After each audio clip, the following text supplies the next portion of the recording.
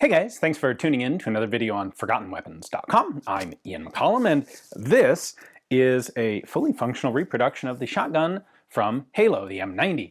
And when I posted some Instagram video of this out shooting it, and by far the most common comment that I got beyond it being related to Halo was, why doesn't anybody make a top-loading shotgun today? So what's interesting about this is, for the video game, it was the gun in the video game was designed to load from the top so that you can take shells and slide them right in here on top. Now they did it in the game because that was nicely, easily visible, and it looks a lot more interesting than having a reload animation where the shells just kind of disappear underneath the gun.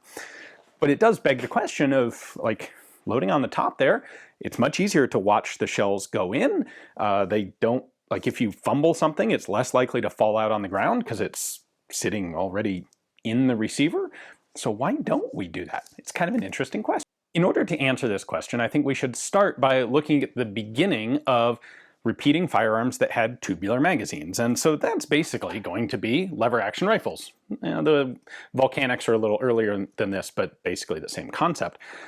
Here with the Henry, magazine tube is on the bottom, barrel is on the top. Now, when we get to the advent of repeating shotguns, we're going to see the exact same thing. The Spencers, then Bannermans, magazine tubes on the bottom, barrels on the top. Now, there are two reasons why this might be a beneficial setup, because you'd think early on they could have done it either way, right? So I think the one that is most important is instinctive shooting. So less so with rifles, but in particular with shotguns, you're not getting a fixed, careful, perfect sight picture the way you would with a precision rifle. You're swinging the gun in an arc and you're firing at a flying, moving target. This is traditionally the vast majority of the use of shotguns. They're used for bird hunting. They're used for sports fundamentally based on bird hunting. The idea of three-gun shotgun or tactical, self-defense or action shooting style shotgun, that's a pretty novel thing in the grand scheme of things. And it's also, even today, a tiny percentage of the actual use of shotguns. Most people are swinging that gun across, following a moving object and trying to hit it. When you're doing that, having your bead right on the barrel itself, instead of, if we were to flip this over, instead of having it offset, really does improve your ability to make instinctive hits. And that's relevant. So I think that's fundamentally the reason why the magazine tube started out on the bottom. Now, why did it stay there? Well, there's never been that much need to reload a shotgun quickly. Hear me out here.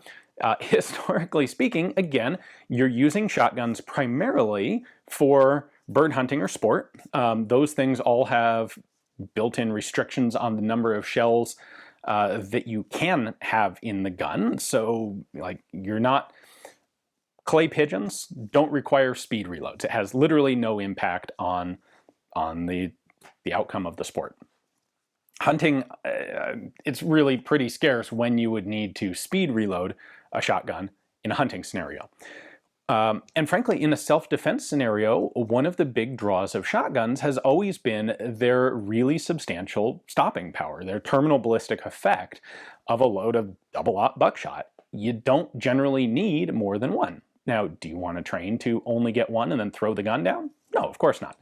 But if one were to look at the scenarios where shotguns are actually used in self-defense and look at the number of times they actually need to be reloaded, it's going to be a pretty darn small, perhaps even vanishingly small number or percentage of incidents. And so, while I'm not trying to say that we should avoid shotguns that can be reloaded quickly, I'm saying there's never been that much actual consumer drive to have fast reloading shotguns until pretty recently. The reason that it is now is with the advent of action sports using shotguns, where you're not shooting at flying pigeons, clays, or birds, but where you're shooting at static ground targets, things like three-gun. Three-gun's probably the best example of this, because three-gun is a massively reloading intensive sport when it comes to the shotgun.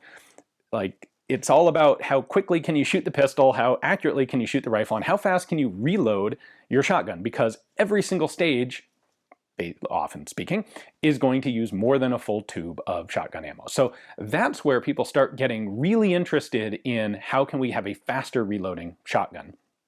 Now you might think that's where a top feeding shotgun would, like, aha, now it's worthwhile, now someone will design it. Well, the thing is, better than this is a box mag shotgun, because this, well, you're less likely to fumble the shells.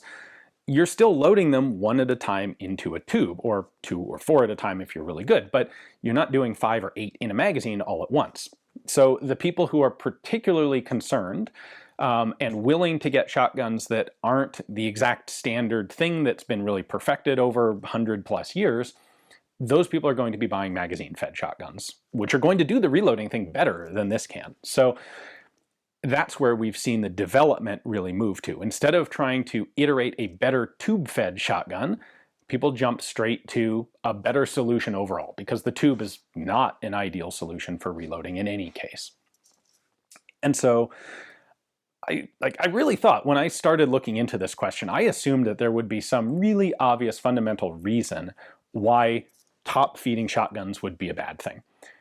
And I was completely unable to come up with one. Now, it's possible that I'm just blithely overlooking it, and if you're screaming at the monitor right now, or your phone, trying to get me to hear the obvious thing that I've forgotten about, well, tell me in the comments, because I'd love to hear it if I'm missing one. But I think fundamentally what we have is just, like, this does work. You could very much design a pump-action shotgun, or a semi-auto shotgun, I suppose, with a tube on top. But your instinctive shooting is not going to be as good. Your reloading is still not going to be as good as if you had a box magazine.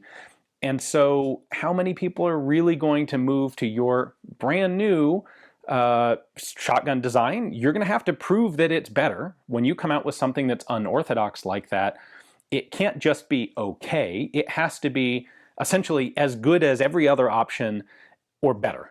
As good as every, well, it has to be as good as every other option in every criteria, or better in some criteria, to convince people to take a chance on your new thing. And so that's why I don't think we've ever seen a top-fed shotgun.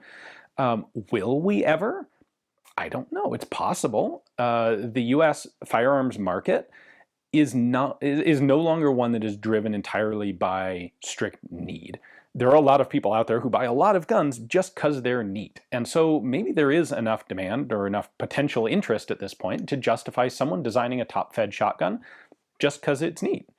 Now, I'll tell you what, if someone did it, yeah, I'd probably get one, because, I mean, that's my thing, is guns that are unorthodox but kind of neat. So I'm not enough of a market by myself.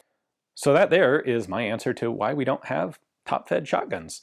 If, like I said, if you know the obvious thing that I completely forgot about, tell me down in the comments. Otherwise, hopefully you enjoyed the video. Thanks for watching.